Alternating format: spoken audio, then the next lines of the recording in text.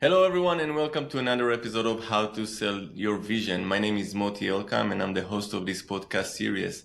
And as always, we're bringing to you investors and successful founders who have raised money, and they're going to share their insight and tips on how to successfully raise in today's market.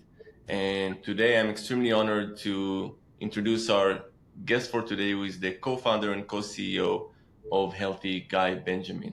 Now, Guy's going to tell you everything about Healthee, but before I'm going to hand it over to him, just kind of a side note that Fast Company actually recognized Healthee for being one of the world-changing ideas when it comes to the way providers are offering healthcare to their employees. And I'm sure Guy is going to share all about it. And Guy, thank you for being with us today. Yeah, great to be here. Thanks for having me. Absolutely. So, Guy, if you don't mind sharing a bit about Healthee and what does the company do? Yeah, sure. So we're basically kind of like a one-stop shop tool to help employees figure out what they're covered for from their healthcare. What we know how to do is we use AI to kind of convert really large data sets that are like health plans, so medical, dental, vision, any benefits that you have from your employer, convert them from an unstructured data, which is just a nicer way to say PDF, to a structured map database. And then we provide every employee their own AI-based personal health assistant called Zoe, where they can ask Zoe any question about their health benefits. So, for example, I could say, my daughter needs a speech therapist, and Zoe will tell me right away if I'm covered for it based on my specific plan, where can I get it done based on my specific network, and how much will it cost me based on my specific deductibles and how much each location will charge. She helps you pick a plan during open enrollment. She helps you talk to doctors, book appointments. So everything kind of like in a one-stop shop for this very, very complicated ordeal that's called healthcare. Now I realize why it's a world-changing idea, because I remember this time period at work when it comes the time to choose your health plan, and I'm just overwhelmed. I don't know what to do. I look at the kind of deductibles. I tell myself, okay, makes sense, not so expensive. Let's go with that one. And even after the fact, I don't really know what I get and what I don't. So I actually wish I had Zoe in my career. Could have saved me a lot of money and probably get me to the right care when I needed it. So that is indeed a brilliant idea. Yeah, and you're not alone, right? Like 50% of employees pick their own plan, and 70% of them say they have no clue what they're covered for after they pick a plan.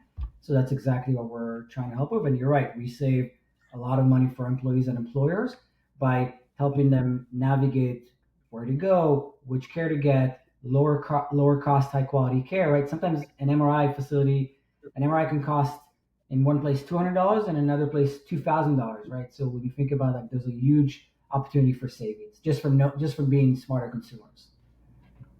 Got it. You know what? We already started this conversation in a super interesting track, and I can just tell from the initial pitch why Health is such an investable company. And you've gone through multiple successful rounds. You've raised successfully, and the question I'm about to ask you, it's a bit of a tough one, because obviously there are a lot of components that goes into fundraising. But if you had to kind of pick you know, your number one tip, your go-to advice to founders who are raising today, what would that tip be?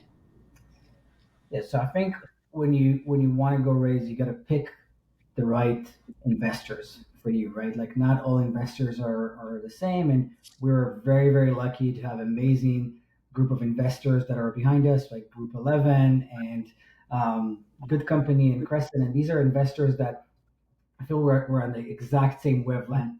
That's one. The other thing is that they understand the potential and they understand like what needs to be done, and they give us the kind of advice that we need to go get it done. So it's really picking the right investors. I think one thing that I see friends, and I used to do it as well when we were raising, is just like reach out to every investor out there and try to raise money from whoever's willing to give you that money. I think it should be very similar to when you try to think about who you're going to date, right? You're not gonna reach out to every person out there or a potential partner, or you're not gonna, I've never done the apps, but like you're not gonna swipe right on everything. Um, Right.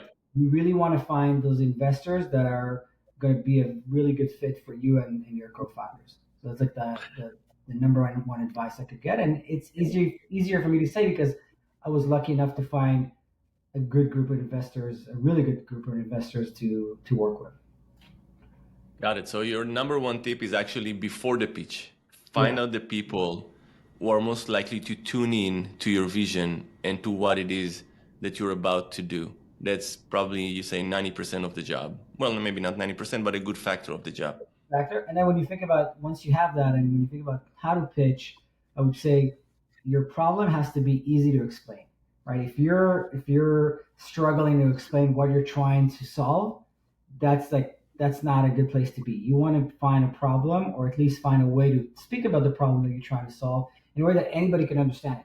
And you said it right, like it's easy for us to go, and we're very fundable because we're trying to tackle a problem that every person in the US is dealing with, right? There's not a single person that I talked with and spoke about what we're trying to do that told me, oh, I don't need this because I already know what I'm covered for, or I don't need to know what my insurance covers. This is a problem that everybody faces almost on a daily basis. So if you can find a way to talk about your problem in a way that anybody can relate, I think that's very important in making sure that you're set up for success and you can raise the money that you need.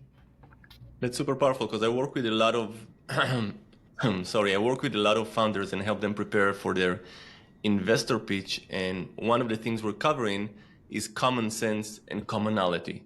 Mm-hmm. Two different things, sound similar, but they are powerful in their own. Common sense, I need to understand it immediately. Right. Commonality, it happens to everyday people all the time. So that makes it an investable company and an investable idea.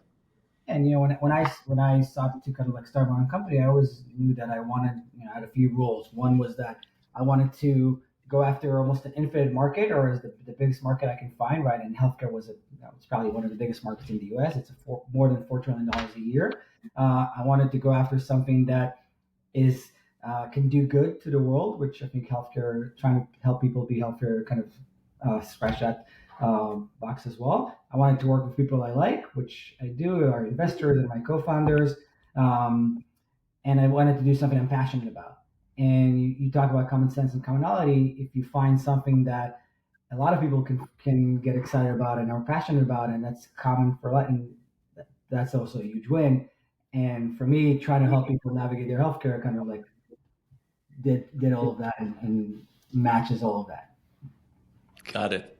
Makes sense. Makes absolute sense. So we found the right investors, right? We did the research. We know who's likely to tune into our idea, to our vision.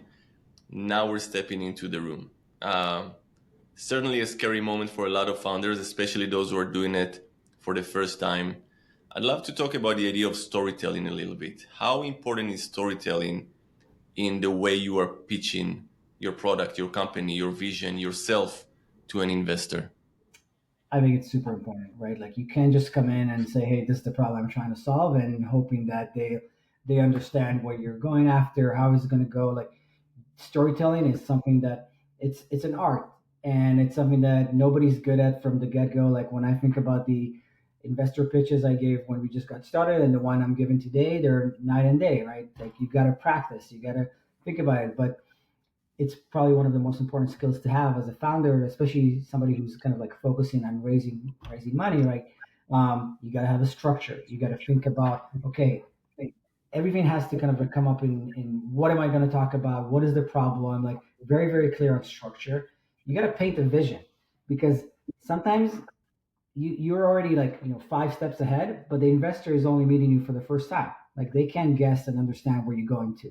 And I feel like we are, myself and my co-founders, we had a very clear vision of what we're trying to do, and it was something that we had to really put focus on and effort on to how to paint that vision to our investors, because it's not just trying to fix a problem. We're really trying to build something that is bigger than that just problem, right? Like we're trying to build like a one-stop shop.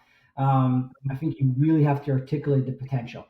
Coming in and saying, "Oh, the healthcare market is huge," it's not enough, right? You really got to Right. be very diligent on saying, "Okay, this is how many people use healthcare in the U.S. This is how many people get healthcare from employers. This is how much they may pay for it." Like you got to really articulate the potential of not just this is the market share I want to go after, but what's the potential of once this becomes like viable, once this become like a really good brand, once we start building partnership, which exactly what we're doing now. Today, like the most of a lot of our potential is coming from these partnerships that we're now building. Right, 2 years into the company, we're seeing the fruit of our labor on like these partnerships. But again, when I talk to investors, even today, I'm trying to really focus about not just what we've done, but what's the potential that's going to come from these partnerships. And then you got to communicate about how and why your team is set up for success, right? Like what makes your team unique and special, and how you're going to solve this problem. And then you got to bring it all together with what will happen when you fix it. We're going to get this much savings, this much revenues. Like you really want to build a story that is very, very structured. And at the end, you kind of like piece it all together. Yeah. So back to where we started, storytelling is a huge part of like getting investors on board. And I see a lot of time founders are kind of struggling with exactly what you said, right? They have a big vision in mind. They think they have to put everything in because they're afraid to miss the opportunity. So Yeah. they're kind of overloading the conversation or the pitch with a lot of feature dumping, info dumping that is not really serving the purpose of the storytelling. So kind of it's a hard question, but how do you balance the kind of the things that you want to live in and the things that you realize needs to be left out? How do you kind of make that judgment call? It's not an easy one to make. It's not an easy one, and I think you see as people that are starting to raise, they have a tendency, and I have the same exact tendency of let's build a deck with 40 pages with all the features that we're going to build and all the things that we want to kind of like give to that investors and make sure that they know. And it's a really really tough job to kind of take that 40, 50 slides and really convert it, and I'm not and basically make it a 10 slides deck, right? And that means that every page has to be powerful. Every page has to have like a very clear point that you're trying to make. And you also don't want to make sure that you're not drowning the person that you're speaking with too much information, right? So I would Right. say there's not like a clear way to say, hey, this slide should stay and this slide shouldn't. But I would say if you can make yourself not go more than 10 pages, and it goes back to what we talked about, have a clear problem that anybody can relate, right? Like if you can convey what I mentioned before, which is what's the problem you're solving, what's the vision you're going after, what's the potential, what's the team, and how are you going to do it in like 10 pages? I think that's enough because once you spark that investor's interest, if they want to keep talking, they'll get to everything that you didn't put there, but you got to spark their interest first. And nobody wants to go through a 40, 50 page deck, right? Like, It does. And it makes sense because at the end of the day, you don't want your presentation to answer all possible questions. You want your presentation to trigger questions. You want it to start a conversation. yeah, and by the way, also when you think about a lot of the things that we talk about startups, is you got to stay focused. And if Right. you're coming in on the first meeting and you're already like all over the place and not hyper focused on one thing that you're going to be really good at, and that's going to be the catalyze to everything else that you want to do, you're already not focused, right? When we started the company, we were very focused on one specific feature. We wanted Zoe to be able to answer a question about your healthcare. That's it. Today, Zoe can help you find providers, book appointments. She helps you pick a plan. She helps you show your deductibles and costs. And there's so many other things that we added, but we had to start with something very, very narrow and a very, very clear kind of value proposition. Makes sense. Makes sense. So a lot of good insights already for new founders to consider when they are approaching the pitch. Um, you know, 2023 has been a really tough market to raise, um, especially probably for new founders who are not experienced with it. And I see a lot of seed founders that are coming in and saying, "Look, we're getting the same response over and over again. You don't have traction, you don't have ARR. You don't have traction, you don't have ARR." But at the end of the day, they need to raise money. So how would you go about it, assuming you are a new founder, you're raising your seed, you're in 2023? How do you overcome the fact that you don't have traction and you don't have ARR? Yeah, so it's a good question. I would say it's also relevant for people that are or founders that are now starting to raise their A round or B round, right? Because you have the Right. exact you raised for a large valuation 2 years ago, and now you got to kind of make sure that it makes sense, and you need to show some ARR and traction. I think first of all, you gotta acknowledge that it's a different time, right? As a founder, like it's not the same as it was 2021, but it goes back to how we started this conversation. You gotta find the right investors, the ones that will see the potential, the growth, the ones that can believe in the vision and in the team. Because for every successful investor every successful founder that raised money from investors, they have probably 50x more investors that said no to them, right? So first of all, just acknowledge it, that makes understand that it's going to be a very tough road, and you're going to get a lot of no's, many no's. And by the way, even after you raise money and you start selling the product, you also need to be okay with getting a tons of no's for every yes, right? Like, and if you're not, I used to take every no very personally, and it's not sustainable, right? Because you kind of think, oh, why? Oh, when you're raising money, why don't they believe in me? Or when you try to sell a product, oh, why don't they like my product? It's amazing, but you got to be ready to get 90 no's for every 5 or 10 yes, right? So first of all, acknowledge that. And then understand it's a long game, right? It's not just about this round; it's also about the 4 rounds after, right? So again, going back to that underlying message of finding the right investors, the one that believe in you now, that understand the potential, but also will be there as a follow-on when it comes time to raise more money, right? Right. Um, so that's what I kind of like keep reminding myself, and also people that I speak with, and also reminding yourself why you're here, right? What we're trying to accomplish. It's you have a very usually founders have a very clear mission that they're going to go after, and even 90 no's will not take them away from that road, right? So just keep remembering that. And yes, this is now a very different game, right? Like people are looking for traction. So just being tactical, try to create that traction somehow, even if it's just by one simple feature that you can give for customers just to try it out and say, hey, would you pay for this, right? You got to come up with proof points. And by the way, we do this today as well. When we're getting set for our next funding round next year, we're building proof points. We're showing that we can build partnerships. We're showing that we can sell to small customers, we can sell to medium customers, large customers. So again, when you're just getting started, show proof points. Show that you have Right. at least a few customers that are willing to use the product or willing to pay for one feature.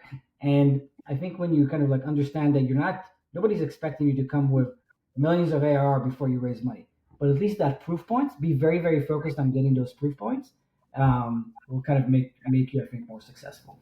I think you position it brilliantly because a lot of time there is a misconception about what traction means. Right. Traction doesn't mean revenue. No. Traction means proof point, shows demand, show people willingness to pay for it, shows something that gives us a bit of a sense of certainty that Yeah. one, you've done your homework, you've Mhm. hustled enough to show that there is demand for it and increase our confidence in your pitch. So it's not necessarily revenue. Yeah, proof point can also be you put a white paper out there that talks about the problem and your solution, and people download it. Proof point can be your like a campaign that you're doing that creates generates leads, right? There's always those stories of like Dropbox, right? How did they start it? They had a video of what the product will be, and they had people sign up for the waiting list, right? That's how they Right. started. That's how they show the proof point. So proof points is very different based on. I think you can be very creative on what are the proof points that will create that for those investors to really believe in the product. Got it. Would you say that today's founders should also be prepared for down rounds? Do you want to elaborate on that a little bit? Yeah, I think down rounds, again, it's back to acknowledging that it's a different time, right? Down rounds can and will happen. This was, if you raised 2 years ago at a specific valuation, it's a different time, and it's okay. And there's no there's nothing wrong with it, right? Like you just gotta understand that it can happen. And again, back to the long game, right? If you do a down round now because you're gonna create more capital to grow, it's a cycle, right? Like a year from now or 2 years from now, when you go back to your next round, hopefully it will be a different market and back to maybe a better market, hopefully. The down round, it's not the end of the road. It's part of the roller coaster, right? If you were fortunate enough to raise a lot of money when it was easy, you count your blessing, right? Embrace it, embrace yourself, but get ready for reality, and that's what down rounds are for. But I don't think it's not the end of the world, right? Got it. Okay. Yeah, it's good to have some money than no money. That's, Yeah, I guess, exactly. the end of. I guess that's the end of it. Yeah. Um, so, as someone who successfully raised funds in multiple rounds, I'd like to kind of dig into your mindset a little bit as you're preparing for the investor pitch. Walk us through that process. How do you go about it? Do you build the storyline first? Are you one of those that are starting with slides or market research? What is working for your flow? Yeah, so it's a bit different, right? I'm now kind of focusing on our next round, right? So next round, I already know what it's going to be. There's some time it's going to be probably, um, next year sometimes. So first of all, personally, I'm super focused on growth, right? I want to grow the company as much as we can in time for that next round, and making sure that we're at trajectory that the next raise will basically be a no-brainer for everybody, right? It's just a matter of like, let's bring more gas to the fire so we can grow even faster. So for me as a founder, I'm hyper focused on growth of the company right now. Now, I'm also definitely going to focus on storyline, right? What do I want investors to know about us, right? It's no longer a story of inception or product market fit. It's really a story of growth, right? And how we achieved it. And you said that word, which I love, right? Hassle, right? Like how do we hustled and created a lot from nothing, and how we built like an amazing team, but also customers who love us, and opportunities for growth with partnerships. Like I really want to, again, going back to those proof points, that's what I'm focused on. I want to go to investors and say, look how much I did with limited resources, and then build the picture or paint the picture of, now imagine what I can do if I had more resources, right? Look how much I have done with a go-to-market team of 2 people. Now think about what will happen when that team becomes 8 people, right? And then once I kind of have those proof points, once I have that storyline, I'll start meeting with investors and I'll start to test the market. Obviously, I have a range in mind of what I want to raise, right? I want to raise enough money for at least 2 years of operations with that extended growth. And then I can see where I can grow significantly and raise more money. So I have all of those in mind, right? So again, hyper focused on growth, then really focus on the storyline and proof points, and then understanding, what I want to raise and testing the market and seeing what investors are looking for. So it seems like regardless of the round you're raising, if I hear you correctly, for every single raise, you have one focal point. Like you said, the focus. And this one is growth. So I Yeah, need to make sure that I'm building my storyline around growth. I'm building my ask around growth. I'm building my proof points around growth. Everything is serving a very focused pitch. exactly. Yeah. Got it. Okay, that's brilliant. I love to hear it because I hear a lot of founders today, again, saying that our company can solve so many problems. Um, Yeah. yeah, I can see just by your head nod that. Yeah. I mean, you want to focus, right? As a founder, even when you start a company, you get pulled into so many different directions, right? Every person thinks that their direction is the one that will make the company successful, right? They'll tell you, oh, you should do this or you should do that, or yeah, great solution, maybe expand it to this. But you also need to make sure that you're very focused on what you're trying to solve, Right. because if you're very clear on like what you want to solve and how you're going to do it, like you can't try to start going different directions, right? That's not going to be helpful. On the other hand, you also want to make sure that you're not falling in love with the problem or solution that you started with, right? Like I see that there's a balance between like how much focus I need to be, and when at some point maybe I need to kind of like declare like a pivot or something like that, right? Um, Focus is really important. Like you can be okay in many things, but you can only be great at one, right? And if you're trying to do everything, you're just going to be mediocre at all of them. And you need to find what is the thing that you're building. What is the one use case, right? Like it's really, really, really important for you as a founder to stay focused because everybody will try to pull you in those different directions. Got it. So your technology is AI based, and let's talk about using AI for investor pitching. Yeah. ChatGPT, yes or no? Yeah, look, so I'm personally not a big believer in like long slides with many words. I like visuals that tell a story in a few words. I do a lot of like keynote speaking in conferences, and I'm very, very focused on just having like a very visual slide with just a couple of words. So I don't use ChatGPT for my slides, but generative AI for like the visuals and stuff like that can be really cool if it helps you. I mean, it's also, I mean, I remember when we were building our deck, we paid money for a graphic designer, and they helped us. But I think in today's world, we can use AI to kind of create those visuals that will make the deck much more appealing and much more visual for your pitch. But ChatGPT, I mean, I have nothing against it. I think it's an amazing technology. I just personally don't like these like long worded slides. I'm with you on that part. The visuals in your slides need to empower your story, not tell it. Big believer in that. Okay, and then we come to the final part of the pitch, the final part of the presentation, and that is the ask, Yeah. naming the amount, and that's not easy, right? It's not easy. You want to determine the amount. Let's be honest. A lot of time it's kind of a guessing game, guesstimation game, especially in the early rounds. Um, but in your opinion, when you come to that moment of the ask, how do founders should present it? How do you ask for the money in a way that will get a yes or a follow up at least? Yeah, so I would say here it's a very delicate balance, but I would also say I don't think it's that complicated.